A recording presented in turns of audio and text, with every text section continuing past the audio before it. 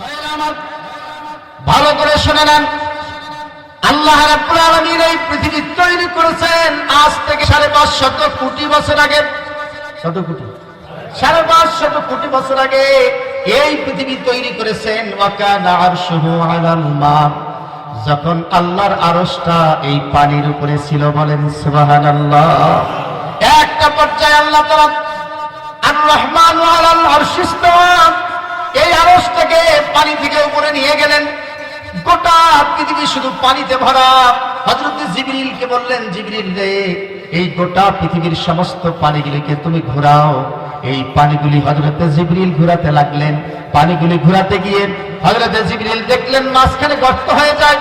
আপনি যদি একটা বালতির পানি ঘোরান, মাঝখানে গর্ত হবে, কারণ এই গর্তটা হলো ওই বালতির মিডিল জায়গা, মধ্যবর্তী জায়গা, নাভিস্থল। এই গোটা পৃথিবীর পানি ঘোরাতে গিয়ে একটা জায়গায় পানিটা সেখানে গর্ত হয়ে গেল। আল্লাহ তাআলা বললেন, সেই গর্ত চিহ্নিত করো। আর সেখানে মাটির উপাদান দিয়ে একটা মাটির ঢিবি আল্লাহ তাআলা তৈরি করে দিলেন প্রথম ৫৫০ কোটি বছর আগে। এরপরে আল্লাহ তাআলা বললেন, ইন্না আউওয়ালা বাইতিন মুদিআ লিন-নাসি লাল্লাযী বিবাক্কাতা মুবারাকাও ওয়া হুদাল লিল আলামিন। আল্লাহ রাব্বুল আলামিন জানায় দিলেন, সেই জায়গার ভিতরে তোমরা একটা ঘর নির্মাণ করো। আজ থেকে ৫৫০ কোটি বছর আগে। কত কোটি?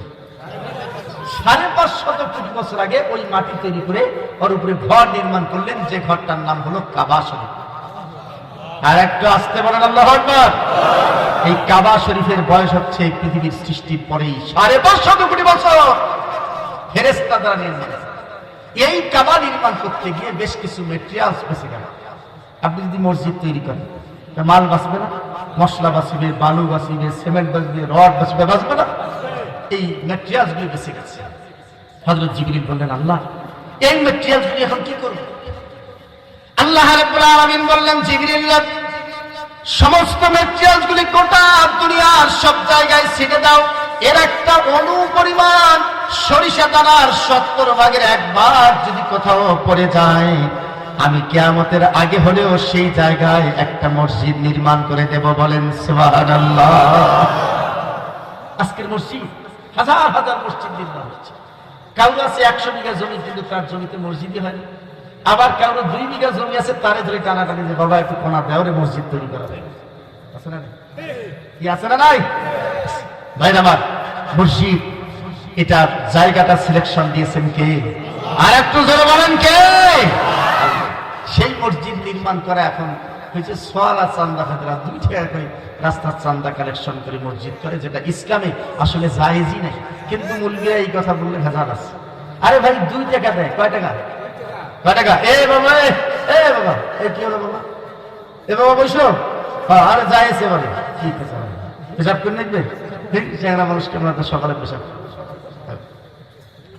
২ টাকা দেয়। আর মুলবি ধাকুরিয়া করে ওই দেখবেন যে কালেকশন উঠে চললেছে, দানকারীর পিতা মাতা আল্লাহ সুখে রাখেন কবর, নূরের টুপি মাথায় দিয়ে।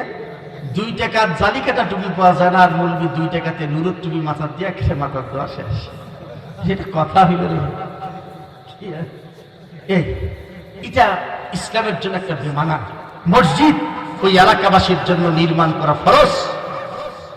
মসজিদের চট বাড়ির বেডশিটের দামের চেয়ে যদি কম হয়, এলাকাবাসী গুনাহগার হবে। মসজিদের সৌন্দর্য এলাকার বিল্ডিং এর চেয়ে যদি কম সৌন্দর্য হয়, এলাকাবাসী গুনাহগার হবে। এই মাসালা তো কোনোদিন মুলবি দেয় না। হ্যাঁ, মুলবি 2 টাকা আছে, এটা আপনাদের জন্য ফরজ। এটা কিসের এরকম? এইভাবে না তো, কয় টাকা দিলেন তা না। যার বাড়ির অবস্থান যত বড়, সেই অনুপাতে মসজিদ নির্মাণ করতে যত টাকা লাগে, এই টাকা বাধ্যতামূলক তার কাছ থেকে নেওয়া ফরজ। এটা নফল কোনো কাম। এই 2 বস্তা সিমেন্ট চাইছে আমার আব্দুল্লাহ হোসেন, তো সিমেন্ট চাইতে যেতে গলায় ভাঙিয়ে দেবে। কি কাণ্ডের মধ্যে ভাই, বুঝি না। আমি সর্বশেষ এইটার অনুরোধ রাখবো আপনাদের কাছে, ভাইয়েরা আমার, কাবা শরীফ প্রথম নির্মাণ হয়ে গেল। ভালো করে খেয়াল করবেন, আজ থেকে ৫৫০ কোটি বছর আগে ওই মাটির সাথে গোটা পৃথিবীর পানিগুলি এসে ঢেউ খেত। ঢেউ খেতে খেতে সেখানে ফেনা তৈরি হতো। সেই ফেনাগুলিতে আল্লাহ তাআলা মাটির উপাদান দিয়ে দিলেন। এবং সেই ফেনাগুলির উপরে বৃষ্টি বর্ষণ শুরু করলেন। বলেন সুবহানাল্লাহ।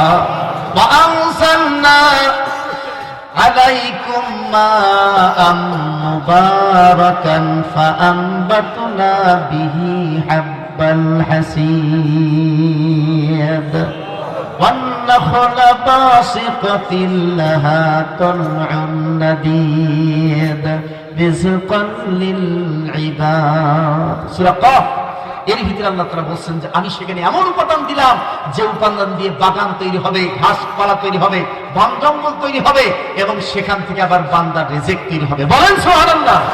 এই মাটির উপাদান এমন দিয়ে দিলেন, একই মাটি একই লাইনে গাছ গিরেছেন, একটা আম হাড়িভাঙ্গা সেটার একরকম স্বাদ, দেশি আম যেটা লেগা লাগাইছেন সেটার একরকম স্বাদ ভাইজান, জলপাই লাগাইছেন সেটার একরকম স্বাদ, আবার ওই পাশে যে তেঁতুল লাগাইছেন সেটা আবার টক, তারপরে আবার মরিচ লাগাইছেন ওটা আবার ঝাল, তারপরে আবার কুশাল লাগাইছেন সেটা আবার মিষ্টি আছে না?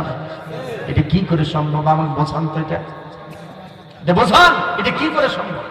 এই জমি তো একই কাজ হচ্ছে, আলাদা আলাদা প্রকৃতির স্বাদ, একই আম ভিন্ন প্রজাতির আম, ভিন্ন রকম স্বাদ, আমের গাছ সবগুলো কি?